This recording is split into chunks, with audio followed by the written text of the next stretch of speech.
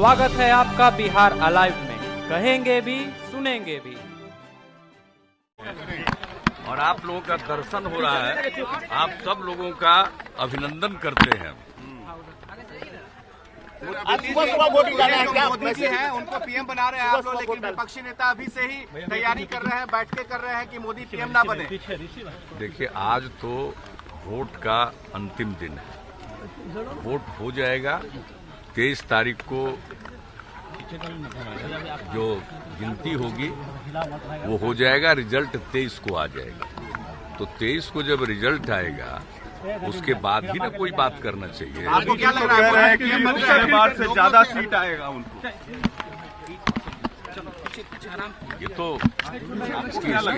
इसकी संभावना है, लेकिन बीजेपी को सबसे बड़ी बात है चुनाव प्रचार का काम समाप्त हो चुका है और अब जनता उनको जिन्हें वोट देना होता है वो वोट देते हैं। कि इतनी ज्यादा गर्मी में ये इतना लंबा चुनाव का अभियान चलना ये उपयुक्त नहीं है। ये जरूर अपने देश में या तो फरवरी मार्च या अक्टूबर नवंबर तक चुनाव होना चाहिए और इतने चरण में चुनाव नहीं होना चाहिए। कम से कम चरण में चुनाव होना चाहिए ताकि लोगों को भी सुविधा होती है। अब इतनी गर्मी में हम लोग सब जगह गए, मीटिंग किए, तो हम लोग तो कर ही रहे थे मीटिंग, और जब भी होगा तो करेंगे, लेकिन लोगों को भी बड़ी तकलीफ देखते थे हम लोग। और आज भी मतदान जो करते हैं तो आप देखते ही हैं, कोई ऐसा तो है नहीं कि मतदान केंद्र पर कोई लगा हुआ है शेड और दिन भर मतदान करते हैं लोग, आते हैं अपना वोट डालते हैं।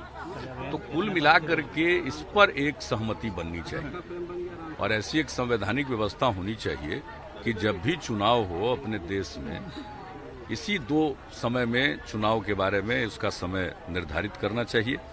और इतनी लंबी अवधि नहीं, ये बहुत लंबी अवधि है और एक चरण से दूसरे चरण के बीच में कितना बड़ा गैप था। कितने चरण में चुनाव होना चाहिए? नहीं, इतना चरण कोई जरूरत नहीं है। देखिए, आइडियल तो होता है एक चरण में चुनाव, लेकिन देश बड़ा है, अगर 2 चरण हो जाए, कुछ अलग इलाके हैं तो 3 चरण कर लीजिए। कोई खास जैसे नॉर्थ ईस्टर्न है, कश्मीर का इलाका है, यानी पहाड़ियों से संबंधित इलाका है, वैसे इलाकों की बात है, कोई एक कर सकते हैं। लेकिन अब यही देखिए ना कि पहले चरण में अगर मान लीजिए 4 वोट हो रहा है और कहाँ हो रहा है, तो उसी किनारे और कंस्टिट्यूएंसी तो लिया जा सकता था।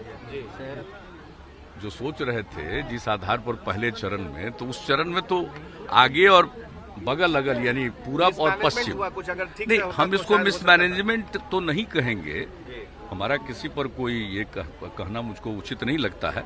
लेकिन हमको लगता है इस बार के अनुभव के बाद इस पर जरूर विमर्श होना चाहिए। और मैं तो चुनाव के बाद अपने पार्टी के अध्यक्ष के रूप में मैं सभी पार्टी के अध्यक्षों को पत्र लिखूंगा कि इस पर विमर्श होना चाहिए। बाकी चीजों पर आपस में बहुत मतभेद है, इसमें कोई शक नहीं।